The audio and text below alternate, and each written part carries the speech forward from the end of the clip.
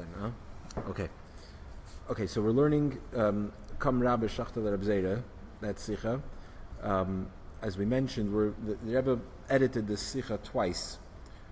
Once in 1986, Tafshim Vav, and it was prepared for publication in the Hamoyer. It was included in that journal. And then again, for Likutei Sicha, in Tafshim Ches, 1988. We're learning the first version. So the Sicha, the final Likut, that final edited version was printed in Likutei Sichas, volume 31, Chelik Lamed Aleph. We're learning the first version of the edited Sicha, which is a little bit lengthier, and this one is printed in the back of Likutei Sichas, volume 27. So you can find it, if you open a Likutei Sichas at home, on in Likutei Sichas, volume 27, Chelik Chav Zayin, page 267 is where it starts. We are now, we are in middle of the Sicha. We're middle of chapter 3. We're on page 269. Okay, so we quoted the Gemara, where the Gemara says, Rava says that on Purim a person is obligated to become intoxicated to the point where he doesn't know the difference between cursed is Haman and blessed is Mordechai. Much ink has been spilled on the subject, discussing it, interpreting it literally, interpreting it metaphorically, legally, ethically. There have been all kinds of ways to interpret this statement. But following it, there's a more troubling or disturbing, if you can call it that, section in the Gemara that requires a lot of commentary, which is right after the din of Rava saying that the law is that the halacha is that one has to become intoxicated on Purim. So we have a story in the Gemara of two great sages that did this. Morning. Are we live, by the way, or no? Are we going? Or, yeah? So there are two sages, Rabba and Reb Zera, two of the great sages of the Talmud, who had a Purim feast together. And Rabba and Reb Zera both got very drunk, and during the celebration, so Rabba gets up and he shachtel Reb Zera. What does that mean, that shachtel Reb Zera? Seemingly, I mean, he got up and he slaughtered him, is what it means, and Reb Zera died. That's what happens when somebody is slaughtered. And the following day, the Gemara continues that the following day, Rabba prays for Reb Zera, and Reb Zera is brought back to life. He comes back to life. The following year, Rabba sends a message to Reb Zera inviting him again to celebrate Purim together. And Reb Zera responds and says, listen, not every year you can't be sure that a miracle will happen. Can't be sure that there will be a miracle. So the whole story begs for commentary, for understanding what's going on here. First of all, we asked, how is it that Rabba, one of the greatest sages of the Talmud, the leading sage of his era, Rabba who said, Rabba who the angel of death couldn't even approach because he didn't stop learning, he was such a holy person, how is it possible that Rabba should have such an experience of murder or manslaughter, whatever you want to call it? How is that possible? And you want to say that he was drunk, he wasn't aware? It doesn't matter. The halacha is, we know, Adam Muad La'ilam, a person is always responsible for their actions, even when you're drunk. How could it be that Rabba should do something like this? Also, we needed to understand, we don't find that Rabba would apologize to Reb Zera. He doesn't, He doesn't apologize. He doesn't seem to be remorseful for what he does, to the extent that the following year he invites him to come back and do it again. And he didn't send him a bouquet of flowers or anything, no apology. Also, Reb Zera seems to not have minded. Because what's Reb Zera say? He doesn't say, listen, I'm not coming because you're violent and because of the not near death, but the death experience. He says, no, listen, not every year could be a miracle. In other words, according to Reb Zera's answer, he seems to be saying that were we able to ensure that you'd be able to bring me back to life, then I'm down. But why would that, so how does that fit with the whole thing? Also, so there are many comments and other troubling questions here with this story, which we'll address when we get into the explanation. But so there are commentaries that explain. So actually, you have the Poskim, you have the Rabbeinu Ephraim, one of the Rishonim, who says that this story of Rabba and Reb Zera come to dispute. The Gemara brings it to tell us that one shouldn't do what Rava says. Rava says one has to become drunk. Then the Gemara tells us a cautionary tale that look what happens when you get drunk. Ta'ad lo yad. So therefore, the story of Rabba and Reb Zera comes to actually tell us that the halacha is not like Rava, that one should not become that drunk on Purim, shouldn't become drunk at all. according to Rabbeinu Ephraim. And the Ran brings him the Meiri. They bring this lahalacha. This is they paskin like this understanding. So according to Rabbeinu Ephraim, he understands this Gemara, this story, literally. Because if it was a metaphorical story, if the story was some kind of spiritual thing, then how could you determine from that you shouldn't do that? This is a spiritual thing that happened. It wasn't so terrible. It was a spiritual thing.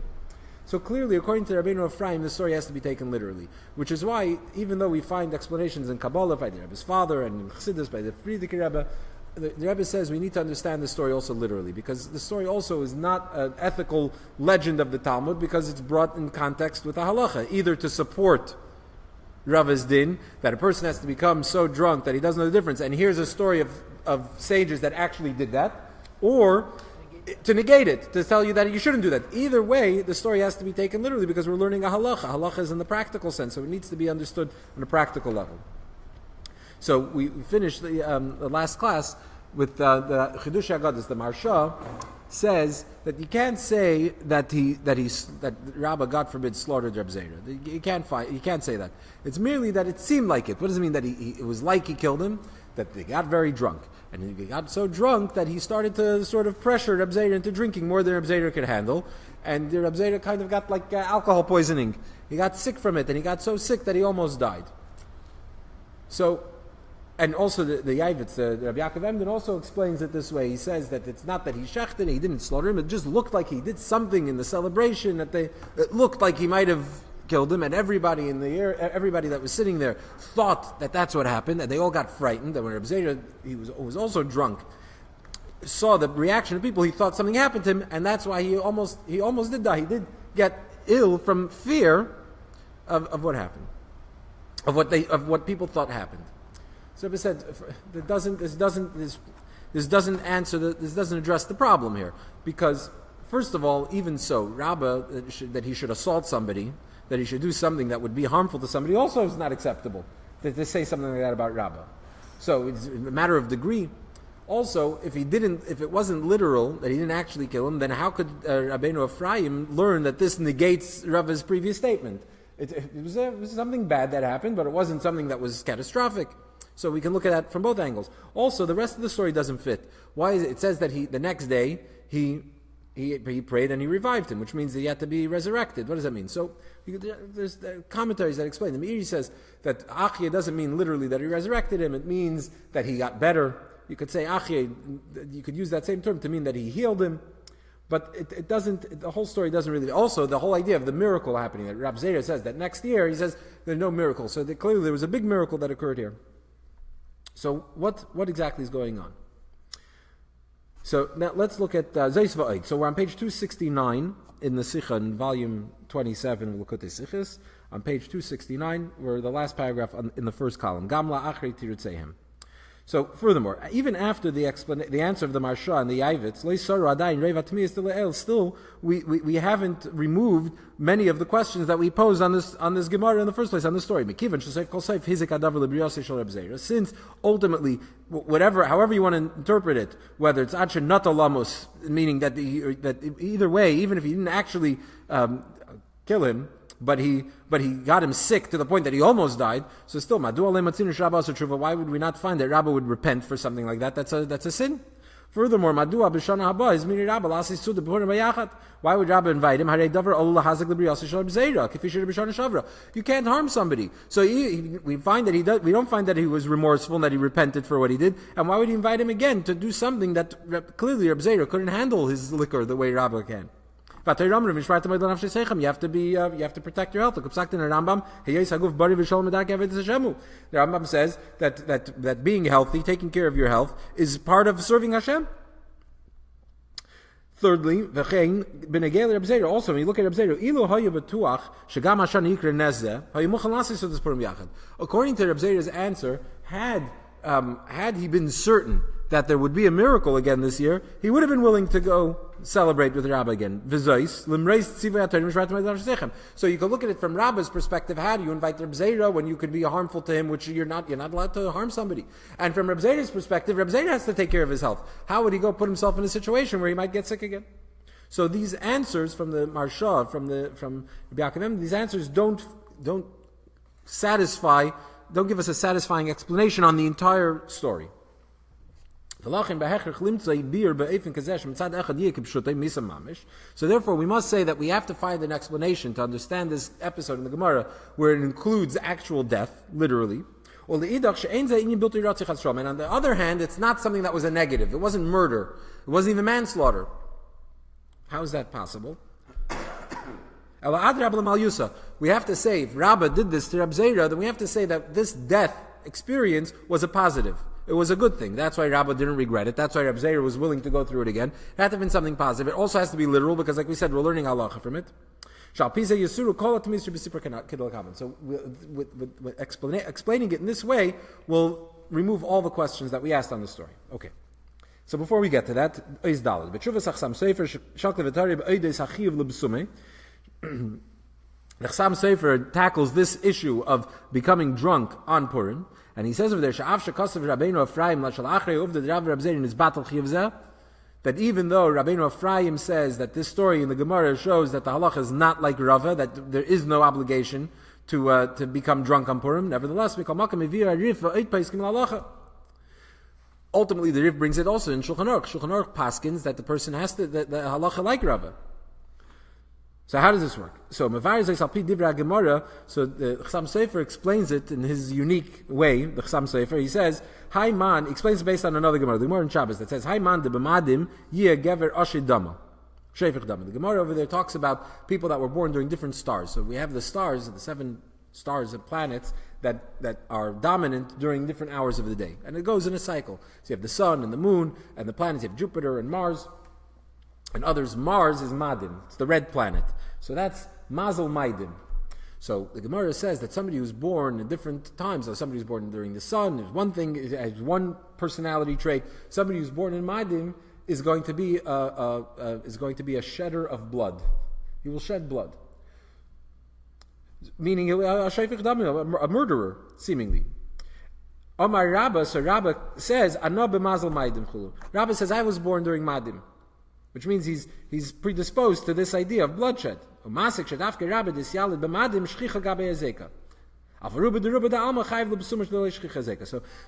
Chasam Sofer gives a very ingenious interpretation here. He says like this: how could it be that the Gemara says that a person has to become drunk on Purim to the point where he's adalayada, where he totally loses all sense of anything, and then we bring proof of that, the story of Rabba, who actually ends up taking the life of his fellow rabbi, his fellow sage.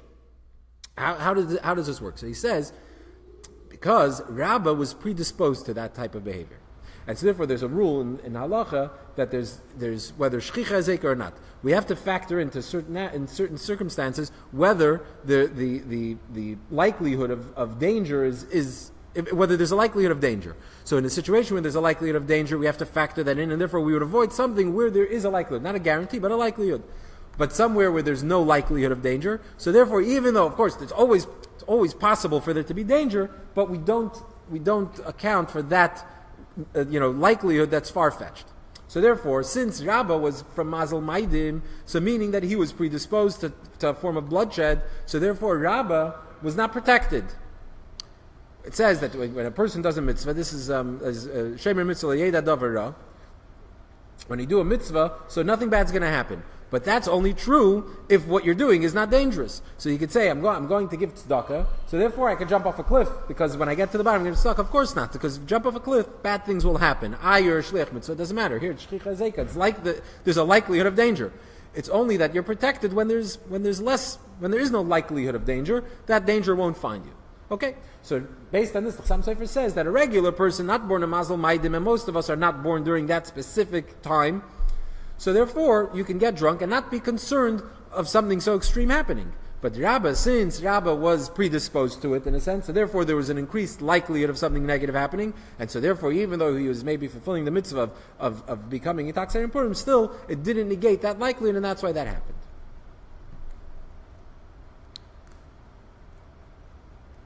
So, Aval b'mchilas kvei teirasei. The Rebbe says, with all due respect to the Chasam Sofer, kvar kodmei Yavitz bavaz divrei Gemara oidis mazal maidim. The Yavitz, who we quoted earlier, the Yaakov Emden, also brings this idea of mazal maidim about Rabba. This theory that Rabba, since he was from Madim, since he was predisposed to this, to bloodshed, so therefore, he brings it. And still, v'kaisav, even the Yavitz, having said that, still says aval dam vaday lo shafach Rabba.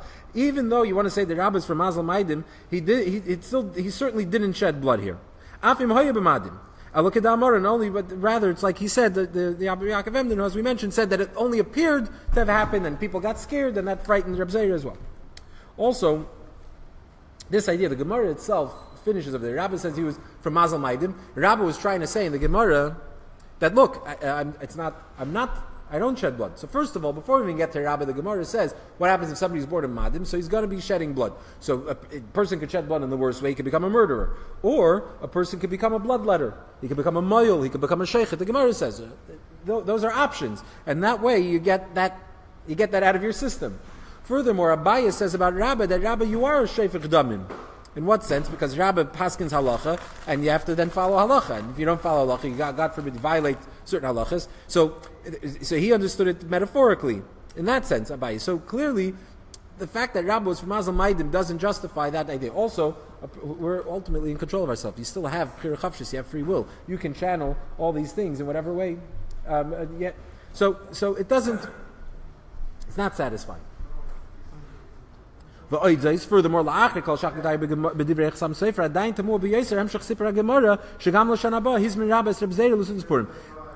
Chasam Sofer's explanation helps us understand why a story like that could be in the Gemara, and yet the halacha still is that you have to be Mesumeh B'Puria. It also would explain what happened to Rabba, but it doesn't explain the whole story. The story itself still doesn't make sense. That the Shana Abba, he's min Rabba, so this Purim, La'achrish Rabba Rock, Farshim Tzad Tivoi, Shnoid L'maz Maidim, Nichshul bin Yichamar Kazeh, Ha'itachin Shal Shana Abba, Heluch Hamazmin, Shuvas Reb Zeira. Not only that, but that doesn't not answer the questions, but it only strengthens one of the questions, which is, now that Rabba sees that he's predisposed to this, that he's not protected, so how does he go about inviting Reb Zeira the following year as well? Now he should know that the halacha applies to everybody except himself. It's interesting, the Chasam Sofer's son also gives an interesting explanation. He gives a few, but he says that this idea of Rava saying that a person has to become drunk, Rabba saying, and the story of Rabba with what happens with Rabba and Reb Zeira, so they go according to their opinions. That according to Rava says, earlier in the Gemara has a question about the Nes of Purim. What contributed to the Nes? And Rava says that the meal of Esther and Achashverosh and Haman, the fact that she got them drunk by the meal, that was part of the miracle, according to Rava. Rava says that it wasn't part of the miracle. So therefore, according to Rava, that the drinking is part of the miracle. So therefore, how do we celebrate Purim? We have to get drunk. And therefore, it's an obligation to get drunk, and that's how you celebrate Purim. And so therefore, according to Rava, it's chayiv in shel. But according to Rava, on the other hand, it wasn't an integral part of the Nes. It wasn't part of the miracle, this drinking. And so therefore, since it wasn't part of it, it's not integral to the celebration. And so therefore, according to Rabba, it's not part of it, and because it's not part of it, this is what happened when he gets drunk. It's interesting. Anyway. Exactly. So we haven't answered that. Right. Furthermore, once we're talking about Rabba's personality, his character, we can add something else. That Rabba hoya koyin. Mizari shel Eli HaKoyin. Rabba was a descendant of Eli HaKoyin. Rabba was a Koyin. We know that a Koyin is a man of kindness. A Koyin is a Ish HaChesed. A Koyin is a person of kindness. If a Koyin is kind, so therefore Rabba, what type of personality did he have? He had a personality that lent towards kindness. He was a kind person. So, if so, then how do we resolve this? He was born in Maidim, which means shedding blood. He was a Koyin, so he was kind. So how does that work? Also, how does that work with the concept of Koyinim Ragzonim? It says that Koyinim are like intolerant in a way, right? They're always frustrated, they're angry. So, Uvetivuch Beis in Yonim Elu. Name.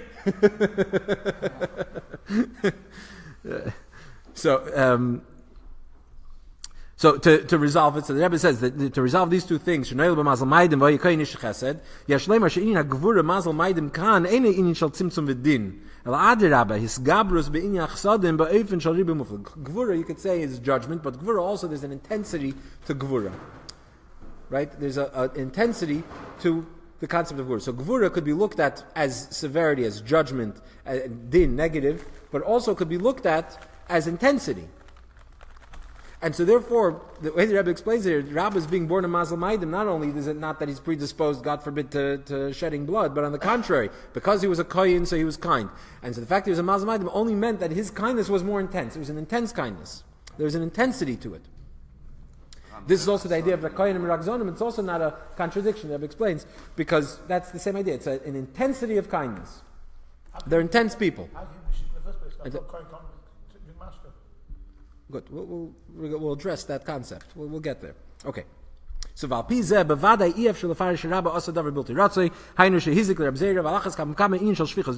so certainly we can say, based on everything we explained, the lack of understanding the rest of the story of Rabba based on the Chassam Sofer's explanation, and also this idea that Rabba was a Kohen, was a person of kindness and of intense kindness. So clearly we have to be able to understand this concept of information. So Valachim behechrik lefarish sipar anal be'ofen shehoya ze inyan l'mal yusa. B'yachad zeh shachtik b'shutei shoy period on neshama agufil kamen. So therefore, we're compelled to say that we have to explain this story literally to understand Rabba's experience here with the Reb Zera, understand it literally, and at the same time that it was a positive thing, wasn't a negative thing. That's the only way to make sense of the whole story, basically. Okay. So in order to understand that, the Rebbe is going to preface it by bringing something from Parsha Shmini, chapter 5. What? Yeah, well, so we have to stick around to the end of the Sicha. So v'yuvam behektem habir be'inyi misas nadav aviu be'parsha Shmini asher bekama shanim akviz the Purim he parsha Shmini. This the Rebbe said this in 1984 on Shabbos Parsha Shmini, which is the Shabbos after Purim, because in a leap year Purim falls often in the week of Parsha Shmini, and so when the Rebbe actually said the Sicha was Shabbos Parsha Shmini, so the Rebbe was going to explain this based on something we have from Parsha Shmini. So a famous story in Parsha Shmini, we're familiar with the fact that that we're talking over there about the inauguration of the Mishkan, of the tabernacle in the desert, and we read about the celebration, the inauguration, and then we read in after. So finally, the tabernacle is inaugurated.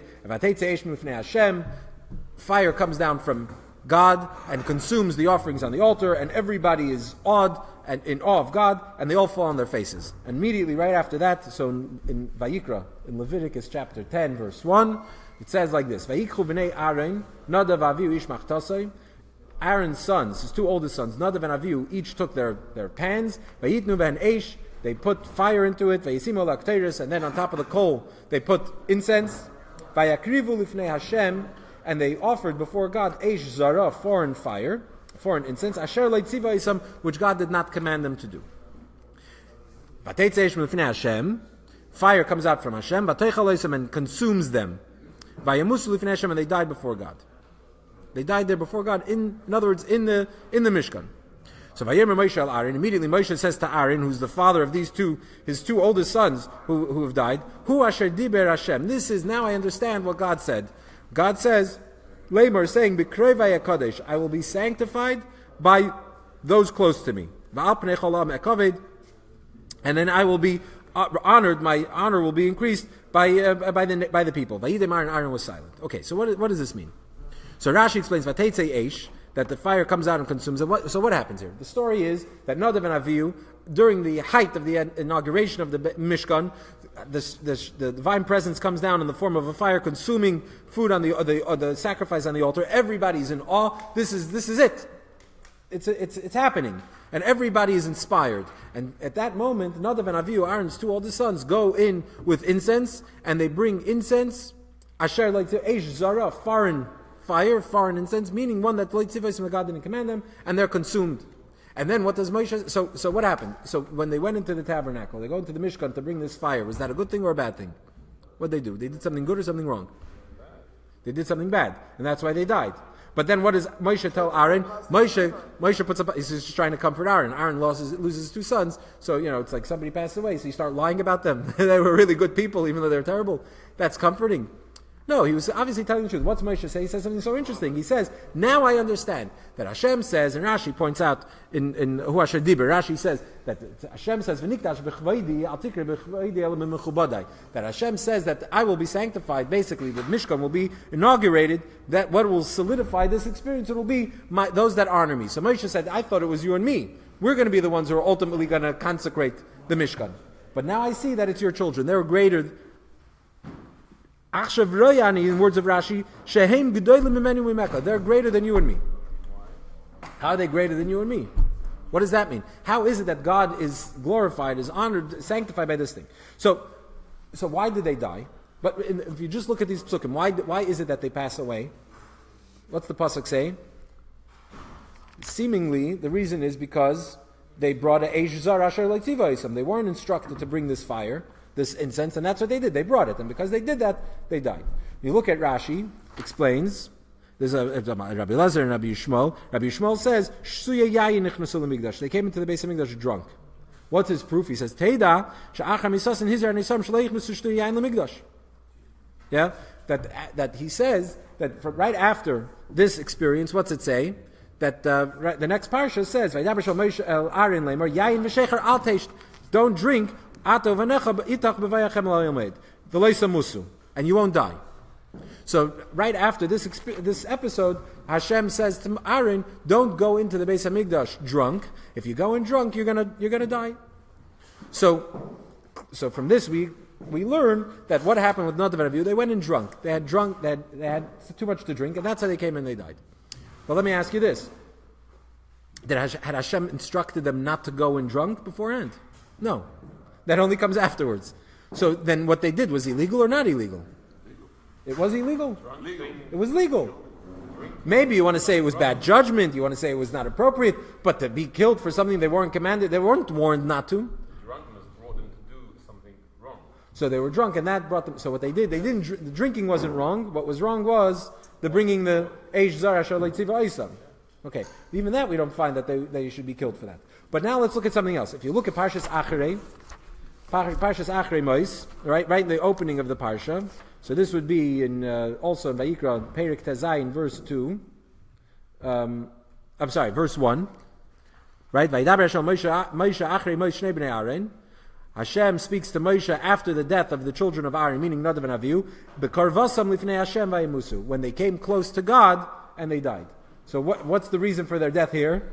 Karvasam lifnei Hashem, coming close to God. So what's going on here? What exactly did they do? What did they do wrong? What led to their death? And if they did something wrong, then how is Moshe then explaining that they're even greater than him and Aaron? That God is glorified by them, through them. How do we reconcile all of these things? So let's look inside and understand this concept. The famous explanations brought not in Chassidus, but now if we looked inside the text and we see the different loose ends of the story, now it'll all come together. So B'Pashtus HaKsuvim, simple reading of the text, the verses, it seems that Nadav and Avihu died it was negative. However, it seems very, it's questionable. Why? It's brought in Kabbalah that Nadav and Avihu were very, very great.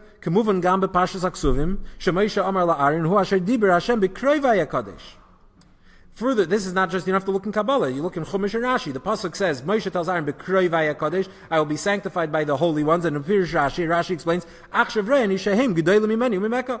Moshe says that the B'kroi v'ya kadosh, these holy ones, I will be sanctified. My those that are holy to me, is referring to them. And now Moshe says, I see that they're greater than you and me. So Nadav and Avihu were so great that Moshe says they were greater than even him and Aaron. How is it possible such great people should have something so negative? So there's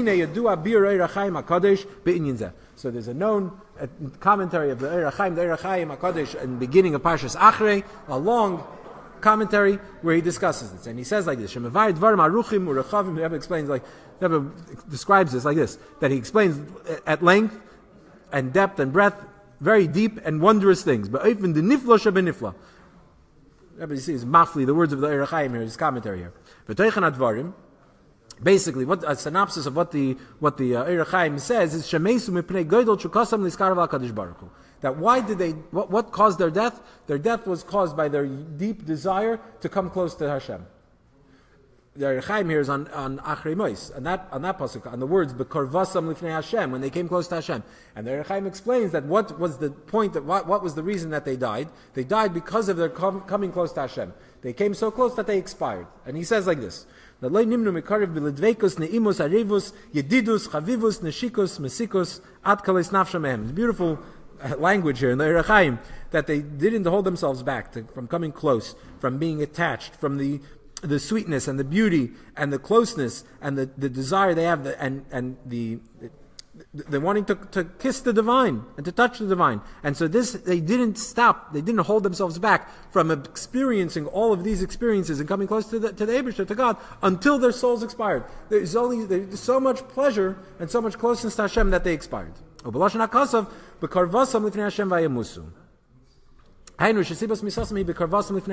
the reason for their passing? Was the fact that Karvasam Lifnei Hashem, that they came close to Hashem. Coming closer to Hashem. How does that fit with what we said before, that they died because of Akrivu Eish Zara, a foreign thing, that's something that they weren't commanded to bring, incense that they weren't commanded to. So when we say a foreign fire, we don't mean, God forbid, it was a form of idolatry or something that was totally unaccepted. The whole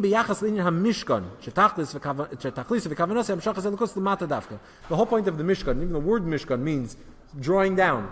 The whole point of the Mishkan is to bring God into this world. What does it mean that they brought incense that was Eish Zarisi? Also, when you talk about Karbanis in the different services in the Mikdash, so Ketores is about elevation, it's about going up. Ketores is about reaching up to Hashem, coming closer, becoming one. Karban is about coming closer to Hashem. Hashem comes down, the fire comes down to the altar. But Ketores represents a certain type of a oneness and reaching beyond. So what did they do? They brought a Ketores, but one that was foreign. What does it mean it was foreign? The whole point of their Ketores, the whole point of them entering the Mishkan was to come close to Hashem, to ascend. They wanted to have this full experience till they expire. That is foreign to the Mishkan. The whole point of the Mishkan is Mishkan Shechina, the divine presence resting down here. In this world, it's about drawing God down here. And what did they do? They did the opposite. They were trying to expire, they're trying to climb up. So that's what it means that it was an Eish Zara, it was a foreign fire. It was a fire that was foreign to the whole purpose of the Mishkan. It was the opposite of what the whole role of the Mishkan was.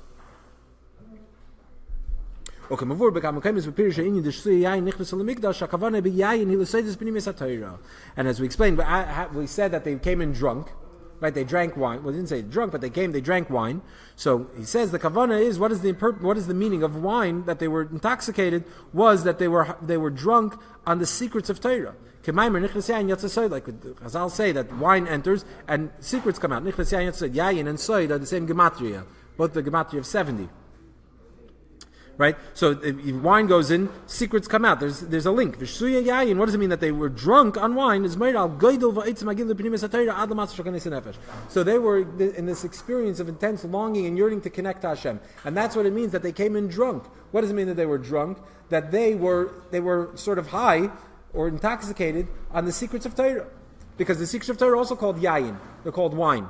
And so they had been completely immersed in this experience of the secrets of Torah, the mystery of Torah, the mystery of the Eibishter, which led to them having this deep yearning and desire and longing to connect to Hashem, and that's what moved them to go and to bring this Torah, to ultimately expire in that experience.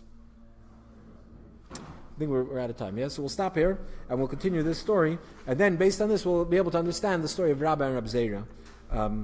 But next Thursday, Monday, we're not going to be learning together Monday, so it'll be, God willing, on Thursday we'll continue.